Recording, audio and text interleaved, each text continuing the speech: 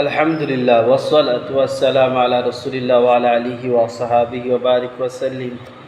আজ যে বিষয়বস্তুর উপরে হাদিস পড়াবে সেটা হচ্ছে এই যে কিয়ামতের দিন আল্লাহ তাআলা যখন মানুষকে কবর থেকে তুলবেন, মানুষের অবস্থা কী অবস্থায় থাকবে মানুষ। আসেন হাদিস থেকে শুনি।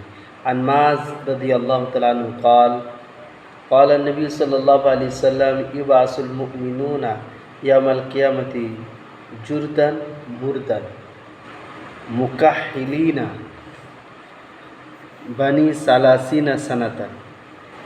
হজরতে মায বিন জাবাল রাদিয়াল্লাহু তাআলা আনহু বর্ণনা করছেন, নবী করিম সাল্লাল্লাহু আলাইহি সাল্লাম বলেছেন, কিয়ামতের দিন মুসলমানদেরকে আল্লাহ তাআলা এই অবস্থায় তুলবেন যে তাদের শরীরে কোনো চুল থাকবে না, জুরদান মুরদান, কোনো চুল ও লোম থাকবে না। মাশাআল্লাহ, মানে এখন যেরকম গোঁফদাড়ি কামাতি হয় বড় বড় হয়ে গেছে, কিন্তু আল্লাহ তাআলা কিয়ামতের দিন কবর থেকেই তুলবেন এই অবস্থায় জুরদান ও মুরদান, অর্থাৎ গোঁফ, চুল ও লোম কিছুই শরীরে থাকবে। মুকাহিলিন, চোখে সুরমা লাগানো মতো সৌন্দর্য।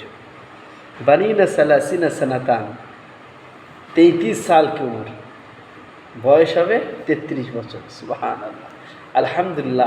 আল্লাহ তাআলা আমাদের সকলকে ইমানি হালাতে শিরিক মুক্ত ইমান আর রিয়া মুক্ত আমল নিয়ে দুনিয়া থেকে যাওয়ার তৌফিক দান করুন। কারণ এই হাদিসে আমরা শুনলাম যে রাসূল পাক সাল্লাল্লাহু আলাইহি ওয়াসাল্লাম বলেছেন, প্রত্যেকটা মুমিন মুসলমানকে আল্লাহ তাআলা কিয়ামতের দিন কবর থেকে তুলবেন এই অবস্থায় জুরদান মুরদান, তাদের শরীরে কোনো লোম ও চুল থাকবে না। মুকাহিলিনা, তাদের চোখে সুরমা লাগানো থাকবে খুব সুন্দর করে। বানি সালাসিনা সানাতান, 33 বছর বয়স। আলহামদুলিল্লাহ সুম্মা আলহামদুলিল্লাহ। আর ওই জিন্দগি খালিদিনা ফিহা আবাদা, কোনো সময় শেষ হবে না। সুম্মা লা ইয়ামুতু ফিহা, ওখানে কোনো মৌত আসবে না, ওখানে কোনো শরীরও খারাপ হবে না, কোনো টেনশনও থাকবে না, কোনো চিন্তাও থাকবে না। কি কামাবো, কি খাবো, আল্লাহ তাআলা এত নিয়ামত দেবেন, যত খাবেন তত বাড়বে, যত পরিধান করবেন তত বাড়বে, যে জিনিস যত বেশি ব্যবহার করবেন তত বেশি আরও পাবেন। বরকত আল্লাহ রুজি ওইটি।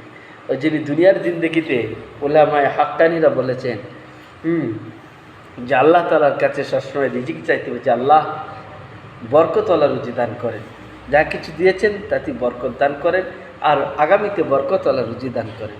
বরকত আল্লাহ রুজিতে আল্লাহ তাআলা এত বরকত দেন, শেষ হবে, আপনার সমস্ত প্রয়োজন মিটে যাবে। আলহামদুলিল্লাহ। তো আল্লাহ তাআলা, সেই আল্লাহ তাআলাকে চিনে বুঝে তাঁর শরীয়তের প্রতি আল্লাহ তাআলা আমাদের সকলকে অটল রাখুন, বলেন আমিন। আল্লাহ তাআলা আমাদের সকলকে শিরিক মুক্ত ইমান ও রিয়া মুক্ত আমল নিয়ে দুনিয়ার আখিরাতের সফরে পাড়ি দেওয়া তৌফিক দান করুন, বলেন আমিন। আল্লাহ তাআলা আমাদের সকলকেই কবুল করুন, বলেন আমিন।